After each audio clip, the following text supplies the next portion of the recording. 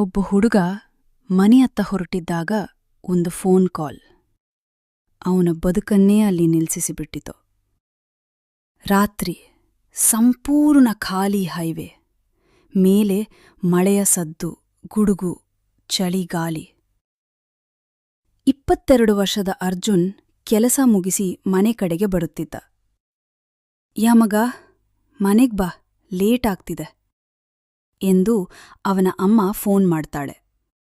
ಅರ್ಜುನ್ ನಗು ಹೊತ್ತು, ಇನ್ನೇನು 10 ನಿಮಿಷ ಅಮ್ಮ ಅಂತ ಹೇಳುತ್ತಿದ್ದಂತೆಯೇ ಕಾಲ್ ಕಟ್ಟಾಗಿಬಿಡುತ್ತದೆ. ಮುಂದಿನ ಬೆಳಗ್ಗೆ ಅರ್ಜುನ್ನ ಬೈಕ್ ರಸ್ತೆ ಬದಿಯಲ್ಲಿ ಸರಿಯಾಗಿ ನಿಂತಿರುವ ಸ್ಥಿತಿಯಲ್ಲಿ ಸಿಗುತ್ತದೆ. ಸಿಸಿಟಿವಿ ರೆಕಾರ್ಡಿಂಗ್ ನೋಡಿದ್ರೆ ಅದೂ ಕೂಡ ಅಚಾನಕ್ ನಿಂತು ಹೋಗಿರುತ್ತದೆ. ಆದರೆ ಅರ್ಜುನ್ ಎಲ್ಲಿ? ಅವನ ಅಮ್ಮ ಗಾಬರಿಯಾಗಿ ಪೊಲೀಸರಿಗೆ ದೂರು ಕೊಡ್ತಾಳೆ. ಪೊಲೀಸರು ಶೋಧ ಆರಂಭ ಮಾಡ್ತಾರೆ. ಬೈಕ್ ಸಿಕ್ಕ ಜಾಗಕ್ಕೆ ಸ್ನಿಫರ್ ಡಾಗ್ಗಳನ್ನು ಕರೆದುಕೊಂಡು ಹೋಗುತ್ತಾರೆ. ಆದರೆ ಮಧ್ಯದಲ್ಲೇ ನಾಯಿಗಳು ಅಚಾನಕ್ ನಿಂತುಬಿಡುತ್ತವೆ. ಮುಂದೆ ಹೋಗಲು ಅವು ಒಪ್ಪುವುದೇ ಇಲ್ಲ. ಅದೇ ಜಾಗದಲ್ಲಿ ಪೊಲೀಸರಿಗೆ ಅರ್ಜುನ್ನ ಫೋನ್ ಸಿಗುತ್ತದೆ. ಫೋನ್ ಆನ್ ಇರ್ತದೆ ಮತ್ತು ಒಂದು ಆಡಿಯೋ ಸ್ವತಃ ಪ್ಲೇ ಆಗುತ್ತದೆ. ಆ ಆಡಿಯೋದಲ್ಲಿ ಅರ್ಜುನ್ನ ಉಸಿರಾಟ ಮತ್ತು ಇನ್ನೊಬ್ಬರ ಉಸಿರಾಟ, ಬಹಳ ಹತ್ತಿರ, ತೀವ್ರ ಚಳಿ.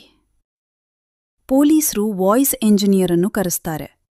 ಅವನು ಹೇಳ್ತಾನೆ, ಸರ್, ಈ ಧ್ವನಿ ಮಾನವದ್ದಲ್ಲ ಮತ್ತು ಇದು ಓಪನ್ ರಸ್ತೆಯಲ್ಲಿ ರೆಕಾರ್ಡ್ ಆಗಿಲ್ಲ. ಇದು ಭೂಗತದಲ್ಲಿ ರೆಕಾರ್ಡ್ ಆಗಿದೆ.